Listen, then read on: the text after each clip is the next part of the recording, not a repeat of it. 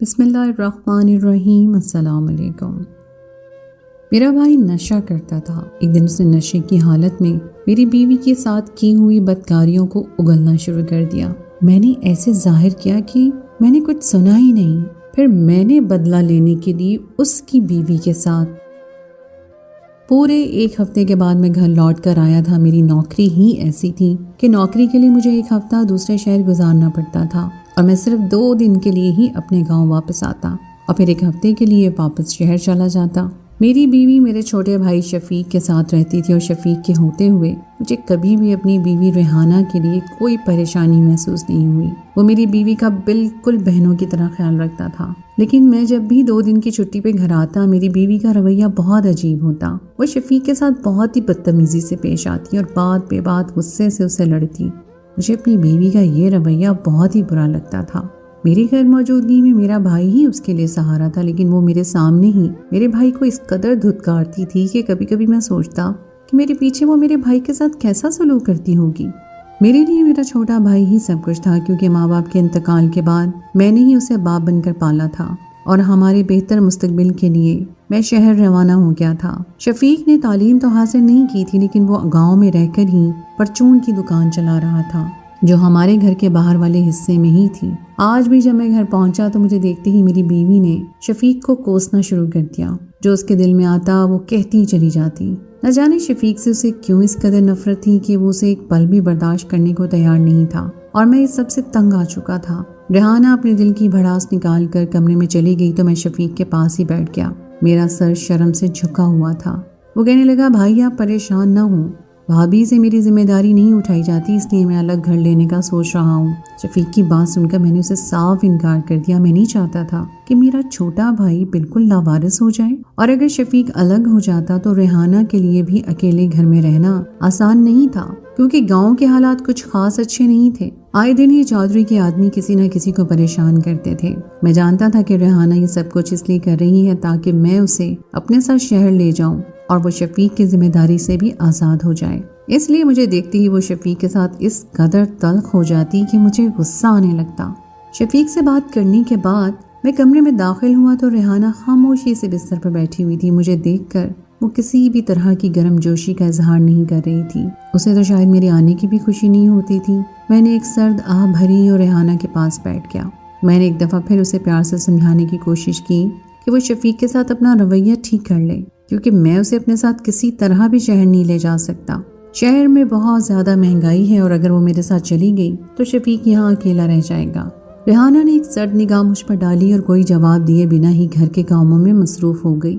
اب تو میرا گاؤں آنے کو بھی دل نہیں کرتا تھا، کیونکہ میری بیوی کو مجھ سے کوئی لگاؤ نہیں رہا تھا۔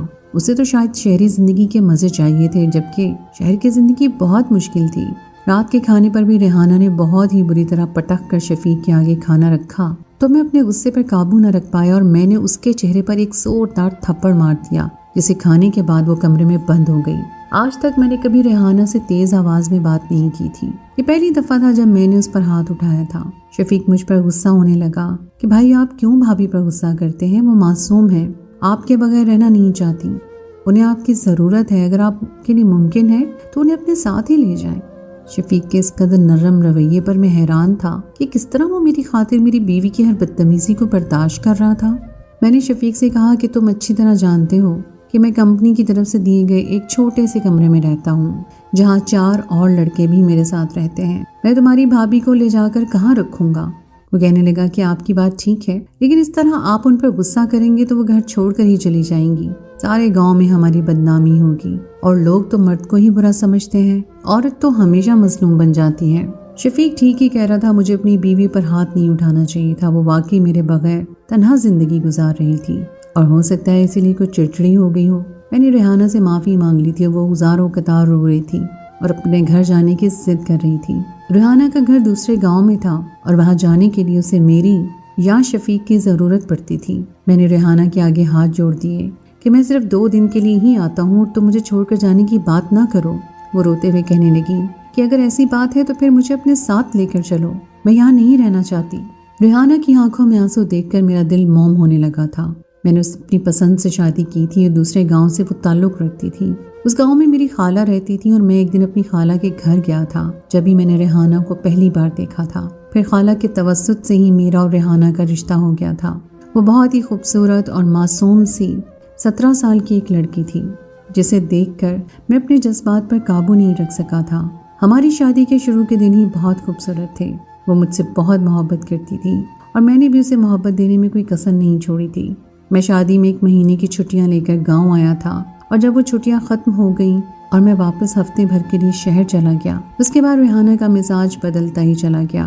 میں جب 2 دن کے لیے گاؤں آتا، ریحانہ کا مزاج بہت ہی خراب ہوتا۔ غصہ اور چڑچڑاپن اس کی طبیعت میں شامل ہو گیا تھا۔ شروع میں مجھے لگا کہ شاید نئی شادی ہے اور اس کے لیے اکیلے رہنا مشکل ہے، وہ کچھ وقت میں ہی ٹھیک ہو جائے گی۔ لیکن جیسے جیسے وقت گزرنے لگا مجھے احساس ہوا کہ وہ میرے بغیر رہنا نہیں چاہتی اور شفیق کی ذمہ داری اٹھانا بھی اسے ناگوار گزرتا ہے۔ اس بار میں نے ریحانہ سے کہہ دیا کہ تم شفیق کے لیے کوئی لڑکی دیکھ لو، میں اس کی شادی کروا دوں گا اور پھر تمہیں اپنے ساتھ لے کر چلوں گا۔ میری بات سن کر ریحانہ کے آنسو رک گئے تھے۔ وہ امید بھری نظروں سے میری طرف دیکھتے ہوئے پوچھنے لگیں، احمد آپ سچ کہہ رہے ہیں نا؟ میں نے اس کا ہاتھ پکڑ کر اسے یقین دلایا کہ اس دفعہ میں شہر جا کر اس کے رہنے کے لیے کوئی نہ کوئی انتظام کر لوں گا، کوئی کرائے کا گھر دیکھ لوں گا جہاں ہم دونوں آسانی سے رہ سکیں، اور شفیق کی شادی کروا کر ہم دونوں ہمیشہ کے لیے شہر میں ہی آباد ہو جائیں گے۔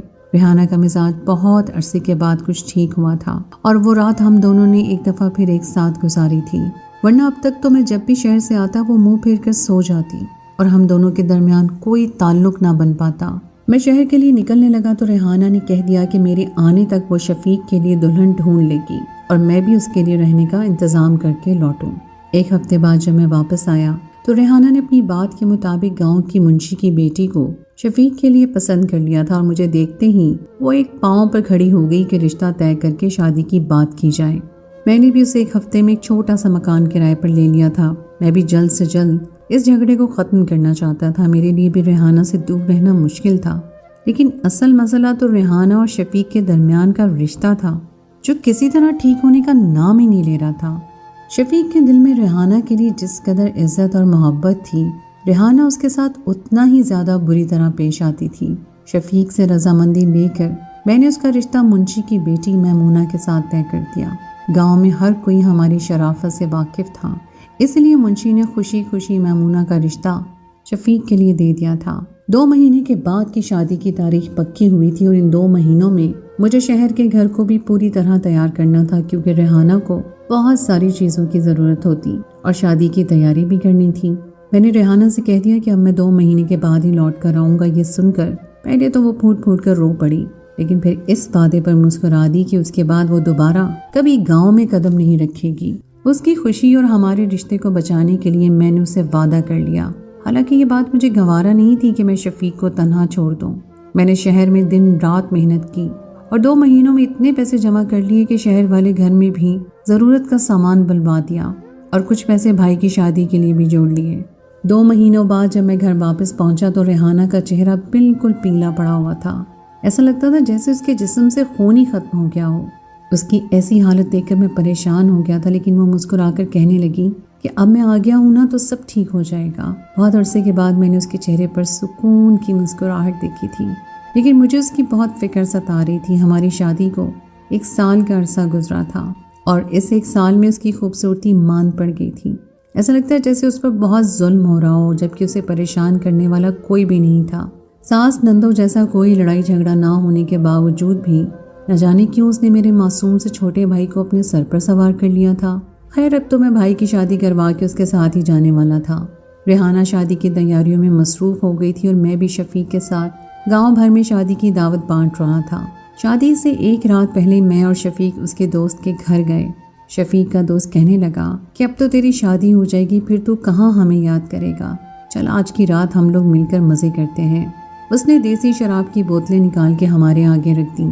مجھے نہیں معلوم تھا کہ شفیق شراب پینے لگا ہے، میں تو شراب کو ہاتھ بھی نہیں لگاتا تھا۔ شفیق اور اس کے دوست مل کر شراب پینے لگے اور کچھ ہی دیر کے بعد وہ لوگ اپنے ہوش کھو بیٹھے۔ کافی دیر بعد میں نے شفیق سے کہا کہ اب گھر چلتے ہیں، تو بھی ہوش میں نہیں اور تیری بھابھی بھی میرا انتظار کر رہی ہوگی۔ یہ بات سن کر شفیق ہنستے ہوئے کہنے لگا کہ وہ اب آپ کا انتظار نہیں کرتی، اسے تو اب میرا انتظار ہوتا ہے۔ اسے معلوم ہے کہ میں شراب پی کر آؤں گا اور پھر اس کی عزت کی دھجیاں بکھیر دوں گا، اور جب میرا دل بھر جائے گا تو میرا دوست شہزاد اپنی ہوس پوری کرے گا۔ شفیق کی بات سن کر شہزاد نے بھی زوردار کہکا لگایا تھا، اور وہ لوگ میری بیوی کا نام جس طرح سے لے رہے تھے میں چونک گیا تھا۔ شاید وہ ہوش میں نہیں تھا، اس لیے فضول بات کر رہا تھا۔ میں نے شفیق کو غصے میں کہا کہ اس طرح کی بات نہ کر، تو وہ کہنے لگا کہ آپ کی غیر موجودگی میں بھابھی کو کبھی تنہائی محسوس نہیں ہونے دیتا، بلکہ ہر رات ان کے کمرے میں ہی گزارتا ہوں، اور ان کے ساتھ زبردستی کر کے مجھے بڑا ہی سکون ملتا ہے۔ میں اور میرے دوست بہت ذمہ داری کے ساتھ بھابھی کو خوش کرنے کی کوشش کرتے ہیں۔ میں اپنی جگہ ساکت بیٹھ گیا۔ شفیق بتاتا ہی چلا جا رہا تھا کہ کس طرح اس نے میری بیوی کے ساتھ زیادتیاں کی ہیں اور اسے اپنے ظلم کا نشانہ بنایا ہے۔ آہستہ آہستہ مجھے سمجھ آ رہا تھا کہ میری بیوی کو میرے بھائی سے اتنی نفرت کیوں تھی، اور اپنے آپ پر بھی غصہ آ رہا تھا کہ میں اپنے بھائی پر اندھا اعتماد کر بیٹھا تھا۔ میں نے کبھی جاننے کی کوشش ہی نہیں کی تھی کہ ریحانہ کا رویہ اچانک اتنا زیادہ خراب کیوں ہو گیا ہے۔ میں سوچ رہا تھا کہ ریحانہ نے کبھی مجھے یہ سچ کیوں نہیں بتایا، اور شفیق نے خود ہی مجھے بتا دیا کہ اس نے ریحانہ کو دھمکی دی تھی کہ اگر وہ شفیق کے خلاف مجھے کچھ بھی کہے گی تو شفیق اسے ہی بد کردار ثابت کر دے گا۔ ریحانہ جانتی تھی کہ میں اپنے بھائی سے اس قدر اندھی محبت کرتا ہوں کہ اس کے کہنے میں ریحانہ کو ہی چھوڑ دوں گا، اسی لیے شاید وہ کبھی میرے بھائی کی سچائی مجھے نہ بتا سکی۔ لیکن جب میں گھر لوٹتا تو وہ اپنی نفرت کا برملا اظہار کر دیتی، کیونکہ اسے میرا سہارا مل جاتا۔ میرے قدموں تلے سے زمین نکل گئی تھی۔ میرے ہی سگے بھائی نے کس طرح میری ہی بیوی کو میری غیر موجودگی میں اپنی ہوس کا نشانہ بنا لیا تھا۔ وہ ہر رات ہی شراب پی کر نشے کی حالت میں اسے برباد کرتا تھا۔ سچ پوری طرح کھل کر میرے سامنے آ گیا تھا، اور میں اتنی آسانی سے شفیق کو معاف نہیں کر سکتا تھا۔ اس لیے میں نے صبح کا انتظار کیا اور شفیق کو سہارا دے کر گھر لے آیا اور اسے اس کے کمرے میں لٹا دیا۔ اگلے دن دوپہر شفیق کی بارات دھوم دھام سے منشی صاحب کے گھر گئی اور میمونہ کو رخصت کروا کر ہم اپنے گھر لے آئے۔ میری بیوی ریحانہ بہت زیادہ خوش تھی اور میرا ہاتھ پکڑ کر شادی میں یہاں سے وہاں گھومتی رہی تھی۔ مجھے محسوس ہو رہا تھا کہ میری موجودگی میں وہ خود کو محفوظ تصور کرتی تھی۔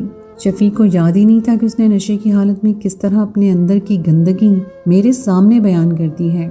میرے اندر شفیق کے لیے نفرت بھر گئی تھی اور مجھے اپنے ہی بھائی سے بدلہ لینا تھا۔ شام کو جب شفیق اپنے کمرے میں جانے لگا تو اس کے دوست زبردستی اسے اپنے ساتھ لے گئے اور کہنے لگے کہ تھوڑی سی شراب کی پارٹی کرتے ہیں، پھر تو اپنی بیوی کے پاس چلے جانا، اتنی بھی کیا جلدی ہے۔ شفیق ہنستا ہوا ان کے ساتھ چلا گیا تھا۔ ریحانہ تھکی ہاری کمرے میں چلی گئی تھی۔ پچھلے کئی دنوں سے وہ شادی کی تیاریوں میں مصروف تھی اور اب اسے شہر جانے کی تیاری پکڑنی تھی۔ موقع دیکھتے ہی میں خاموشی سے میمونہ کے کمرے میں داخل ہو گیا، کیونکہ اب بدلہ لینے کا صحیح وقت آ چکا تھا۔ میں کافی دیر میمونہ کے ساتھ کمرے میں بند رہا تھا اور اس کے بعد واپس اپنے کمرے میں آ گیا تھا، جہاں میری بیوی خوشی خوشی اپنا سامان باندھ رہی تھی اور ولیمے کی تقریب کے فوراً بعد ہمیں ہمیشہ کے لیے شہر جانا تھا۔ مجھے بھائی کی واپسی کا انتظار تھا، اور جب وہ بہت دیر کے بعد شفیق لوٹ کر گھر آیا تو اس کے کمرے سے زور زور سے آوازیں آنے لگیں۔ میں اچھی طرح جانتا تھا یہ آوازیں کیسی ہیں، لیکن ریحانہ پریشان ہو گئی تھی۔ ہم دونوں ہی شفیق کے کمرے میں داخل ہوئے تو وہ غصے میں آگ بگولا کھڑا تھا اور اپنے منہ سے بہت گندی گندی گالیاں نکال رہا تھا۔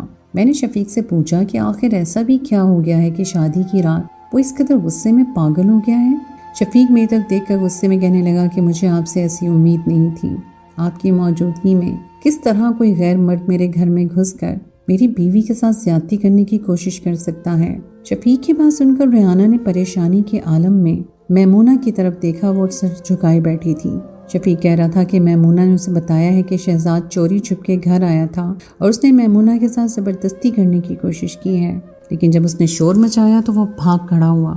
شفیق غصے میں پاگل ہو رہا تھا۔ وہ کہہ رہا تھا کہ وہ شہزاد کو جان سے مار دے گا۔ شہزاد نے جان بوجھ کر اسے شراب کے بہانے بلایا اور اسے شراب پلا کر خود یہاں چلا آیا۔ میں نے شفیق سے کہا کہ تمہاری بیوی جھوٹ بول رہی ہے، میں نے تو کسی کو آتے ہوئے نہیں دیکھا۔ ویسے بھی شہزاد تو تمہارا بچپن کا دوست ہے اور وہ تو بہت ہی نیک انسان ہے، وہ کیسے ایسی گری ہوئی حرکت کر سکتا ہے۔ میری بات سن کر شفیق کہنے لگا کہ آپ کو کیا معلوم شہزاد کا کردار کیسا ہے، آپ تو اپنی بیوی کے ساتھ کمرے میں تھے، اگر کوئی نقصان ہوتا تو میمونہ کا اور میرا ہوتا۔ میں نے شفیق سے کہا کہ گاؤں بھر میں یہ بات پھیل جائے گی اگر وہ غصے میں قابو نہیں پائے گا۔ اچھا ہے کہ شہزاد کو یہیں بلا کر دودھ کا دودھ اور پانی کا پانی کر لیا جائے۔ تھوڑی دیر بعد میں میرے بلانے پر شہزاد چلا آیا تھا۔ اسے دیکھتے ہی شفیق نے اس کا گریبان پکڑ لیا اور اسے مارنے لگا۔ وہ تیش کے عالم میں سے پوچھ رہا تھا کہ تیری جرت کیسے ہوئی میرے گھر میں گھس کر میری بیوی پر ہاتھ ڈالنے کی۔ شہزاد یہ سن کر ہکا بکا رہ گیا اور کہنے لگا کہ اس نے ایسی کوئی حرکت نہیں کی۔ میمونہ اپنے منہ سے شہزاد کے خلاف گواہی دے رہی تھی، اس لیے شفیق نے اسے پوری طرح پیٹنا شروع کر دیا۔ شہزاد غصے میں کہنے لگا کہ تو اپنی بھابھی پر ہاتھ ڈال سکتا ہے لیکن میں اپنے دوست کی بیوی پر ہاتھ نہیں ڈال سکتا۔ تو نے اپنے بھائی کی غیر موجودگی میں اپنی بھابھی کی جوانی کے مزے لیے ہیں، لیکن میں تیرے جیسا بے غیرت نہیں ہوں کہ اپنی بچپن کی دوست کی بیوی پر گندی نظر رکھوں۔ شفیق کہنے لگا میں نے اکیلے ہی سارے مزے نہیں لیے بلکہ تو بھی برابر کا شریک تھا، اور اس لیے تیری ہمت اتنی بڑھ گئی کہ تو آج بھی چور راستے سے میرے گھر میں داخل ہو گیا۔ غصے کے عالم میں شہزاد اور شفیق نے اپنے منہ سے وہ سب کچھ کہہ دیا جو میں اگلوانا چاہتا تھا۔ شفیق کو اپنی غلطی کا احساس ہوا تو اس کی بولتی بند ہو گئی۔ وہ شہزاد کو چھوڑ کر پریشانی کے عالم میں میری طرف دیکھ رہا تھا۔ ریحانہ کی آنکھوں سے آنسو بہہ رہے تھے اور میمونہ اب بھی خاموش کھڑی تھی۔ میری نظر شفیق کے چہرے پر جمی ہوئی تھی۔ کس قدر بھروسہ تھا مجھے اپنے بھائی پر کہ میری غیر موجودگی میں وہ میری بیوی کا خیال رکھے گا، اسے بہن سمجھے گا، لیکن میرے بھائی نے میرے بھروسے کو کرچی کرچی کر دیا تھا اور اپنے ہاتھوں سے میری عزت کو رونق دیا تھا۔ اس سے پہلے کہ شفیق مجھے اپنے کردار کی صفائی پیش کرنے کے لیے کچھ کہتا، میں نے اس کے منہ پر ایک زوردار تھپڑ مارا اور اس سے پوچھا کہ اس نے میرے ساتھ اتنا بڑا دھوکہ کیوں کیا ہے۔ شفیق کا سر جھک گیا تھا اور شہزاد بھی خاموش تھا۔ وہ کہنے لگا کہ وہ بہک گیا تھا، شراب کے نشے میں صحیح اور غلط کی تمیز بھول گیا تھا۔ پہلی دفعہ اس نے نشے کی حالت میں ہی ریحانہ کے ساتھ زیادتی کی تھی، لیکن پھر اسے اس کی لت پڑ گئی اور وہ شہزاد کے ساتھ مل کر روز ہی اسے زیادتی کا نشانہ بنانے لگا۔ شفیق کو یقین تھا کہ اگر ریحانہ کبھی بھی اس کے خلاف کچھ کہے گی تو میں یقین نہیں کروں گا، اور اس نے میرے ہی بھروسے کا پوری طرح فائدہ اٹھایا اور میری بیوی کو پامال کرتا چلا گیا۔ جب بات اس کی عزت پر آئی تو وہ بلبلا اٹھا تھا۔ میں نے شفیق کو بتایا کہ نہ ہی گھر میں کوئی آیا تھا اور نہ ہی میمونہ کے ساتھ کسی نے زیادتی کی کوشش کی ہے، بلکہ جب تم نے شہزاد کے گھر نشے کی حالت میں سب کچھ کہا تو میں نے تمہارا سارا سچ جان لیا۔ اس لیے میمونہ کے ساتھ مل کر میں نے یہ منصوبہ بنایا تاکہ تم خود ہی اپنے منہ سے اپنے اندر کی گندگی کو بیان کر سکو۔ جب بات تمہاری بیوی پر آئی اور تم نے ایک ہی رات میں چلائے اور میری بیوی کو تم 1 سال سے اپنی ہوس کا نشانہ بنا رہے تھے، اس وقت تمہیں گھر کی عزت کا خیال نہیں آیا تھا۔ شفیق نے شہزاد کو پہلے ہی مار مار کر زخمی کر دیا تھا، اس لیے میں نے شہزاد کو دفع ہو جانے کا کہہ دیا۔ میں نے میمونہ کے آگے ہاتھ جوڑے اور اسے کہا کہ اگر مجھے پہلے معلوم ہوتا کہ میرا بھائی اس قدر بد کردار ہے تو میں کبھی تمہارا رشتہ اس کے ساتھ نہ جوڑتا۔ مجھے معاف کر دو اور جو فیصلہ تم اپنے حق میں لینا چاہو مجھے بتا دو، میں تمہارے ساتھ ہوں۔ میں نے ریحانہ سے بھی ہاتھ جوڑ کر معافی مانگ لی کہ میں اپنے فرائض سے پوری طرح غافل رہا اور میں نے اپنے بھائی پر بھروسہ کر کے اس کی زندگی کو جہنم بنا دیا۔ شفیق میرے پیروں پر گر کر معافی مانگنے لگا۔ وہ کہہ رہا تھا کہ شہزاد نے اسے شراب کی عادت لگائی اور اس نے ہی اسے برے کاموں کی طرف مائل کیا، لیکن آج اسے اپنی غلطی کا احساس ہو گیا ہے اور وہ اپنے کیے پر پچھتا رہا ہے۔ میرے لیے شفیق کو معاف کرنا بالکل بھی آسان نہیں تھا، اس لیے میں نے شفیق سے کہا کہ اب تمہاری سزا یہی ہے کہ میں اور تمہاری بھابھی کبھی شہر سے واپس لوٹ کر نہیں آئیں گے، اور اگر تم اپنی غلطیوں کا ازالہ ہی کرنا چاہتے ہو تو میمونہ کو ایک اچھی اور عزت والی زندگی دے دو۔ شفیق کو اپنے کیے پر بہت زیادہ پچھتاوا تھا۔ اس نے ریحانہ کے آگے بھی ہاتھ جوڑ دیے، لیکن ریحانہ فی الحال اسے معاف نہیں کر سکی تھی۔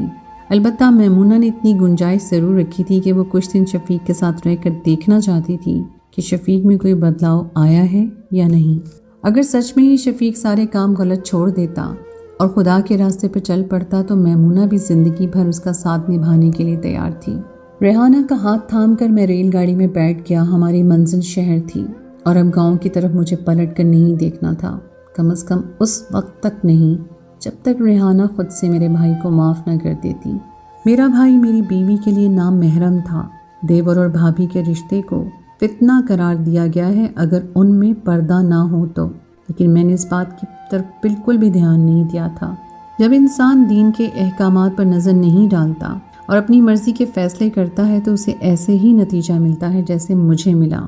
شوہر کے ذمہ صرف کمانا ہی نہیں ہے بلکہ اپنی بیوی کی عزت کی حفاظت کرنا، 4 دیواری میں اسے ہر وہ خوشی دینا جس کی وہ حقدار ہے، یہ بھی اس کا فرض ہے۔ میں اپنے اس فرض سے غافل ہوا تھا، اسی لیے میری بیوی بے آبرو ہو گئی تھی۔ میری سب سے گزارش ہے کہ اپنی بیویوں کو کبھی دوسروں کے سہارے نہ چھوڑیں۔ وہ معصوم سی لڑکیاں آپ کی خاطر اپنا گھر بار چھوڑ کر آتی ہیں تو آپ کو زیادہ نہیں تو کم از کم انہیں عزت اور تحفظ کا احساس ضرور دینا چاہیے۔ تو دوستو، یہ تھی میری آج کی کہانی، امید ہے آپ کو آج کی کہانی پسند آئی ہوگی۔